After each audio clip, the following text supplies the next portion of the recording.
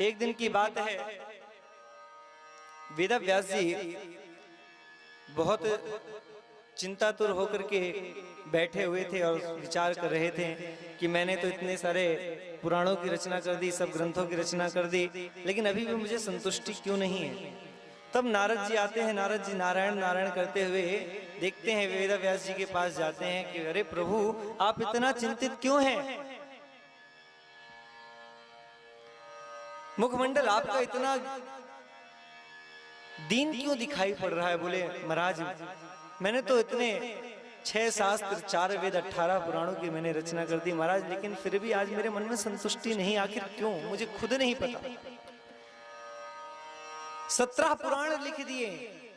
तब नारद जी कहते हैं कि आप जो है भगवान के भक्ति का एक पुराण लिखिए, जो आप लिखने के साथ ही आपके जीवन में मंगल होना प्रारंभ हो जाएगा, आप भी प्रसन्न हो जाएंगे।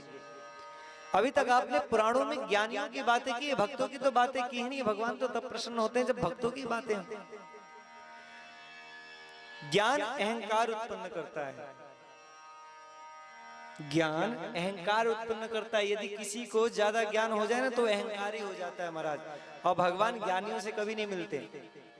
भगवान तो केवल भक्तों से मिलते हैं जिनके अंदर भाव होता है।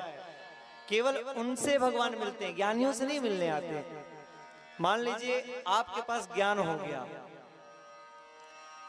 ज्ञान हो गया किसका? शिक्षा का। शिक्षा का ज्ञान हो गया तो आपके नीचे 15, 25, 50 बच्चे जो भी आपके पढ़ेंगे तो आप उनसे ऊपर समझोगे, क्योंकि आपको ज्ञान है, तब तो समझ रहे हो। लेकिन उससे भगवान नहीं प्राप्त होंगे। वो अहंकार रूपी जो ज्ञान है ना, वो किसी काम का नहीं। भगवान तो भाव से मिलते हैं। सबरी ने कौन सा, उसके पास कौन सा ज्ञान था? सबरी के पास चले गए महाराज। भगवान तो केवल केवल और केवल करुणा लुटाना जानते हैं, अपने आप को लुटाना जानते हैं। वो तो चाहते हैं कोई मुझे वश में करना तो चाहे, मैं तो वश में हो जाऊंगा तुरंत, एक क्षण की भी देरी नहीं करूंगा।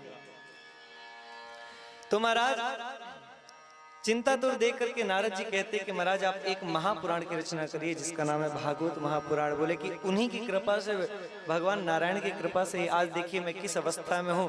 मैं ब्रह्मा पुत्र होते हुए भी मैं दासी पुत्र हुआ, दासी पुत्र होते हुए भी आज मैं नारद कहला रहा हूँ। बोले अच्छा, तब तो मैं जरूर इसकी रचना करूंगा। बोले तो मैं रचना तो कर दूंगा, परंतु इसे लिखेगा कौन? तब वेदव्यास जी कहते हैं कि हमारे पास एक कैंडिडेट ऐसा है जो लिखने में कभी पीछे नहीं हटेगा। बोले कौन? बोले गणेश जी का आवाहन करना पड़ेगा। बोले अच्छा ठीक है, गणेश जी को बुलाया जाए। गणेश जी का आवाहन किया। गजाननं भूत गणाधि सेवितं कपित्थ जम्बू फलचारु भक्षणम् उमासुतं शोक विनाशकारकं नमामि विघ्नेश्वर पाद पंकजम। जैसे ही गणेश जी का आवाहन किया महाराज, ध्यान किया, वहां पास गणेश जी महाराज प्रकट हुए और वहां कहते हैं कि महाराज आपको एक मेरे ग्रंथ की रचना करना है। गणेश जी बोले मैं लिख तो दूंगा, परंतु मेरी एक शर्त है। बोले क्या? बोले कि जब तक ही लिखूंगा जब तक आप रुकेंगे नहीं। अगर आप एक भी बार रुक गए और मेरी जो कलम है वो अगर एक बार पूर्ण विराम का चिन्ह लगा दी तो वहां से ग्रंथ को बंद करना पड़ेगा।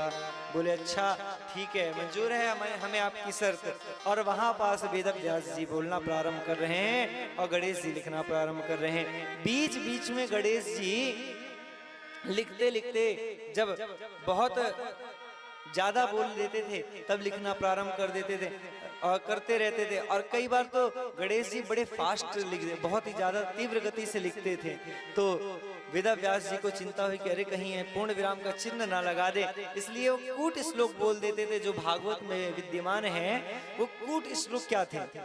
वो कूट श्लोक ऐसे श्लोक हैं जिनको केवल चिंतन करने में ही कई सारा समय निकल जाता था। तब तक में हजारों श्लोक वेदव्यास जी निर्माण कर लेते थे, क्योंकि वेदव्यास जी ने एक शर्त ये भी लगाई थी कि हम आपकी शर्त स्वीकार कर रहे हैं, परंतु आपसे भी एक हमारी शर्त है कि जब तक आप एक एक श्लोकों का अर्थ नहीं समझोगे ना, तब तक आप किसी भी श्लोक को बिना अर्थ समझे लिखोगे नहीं।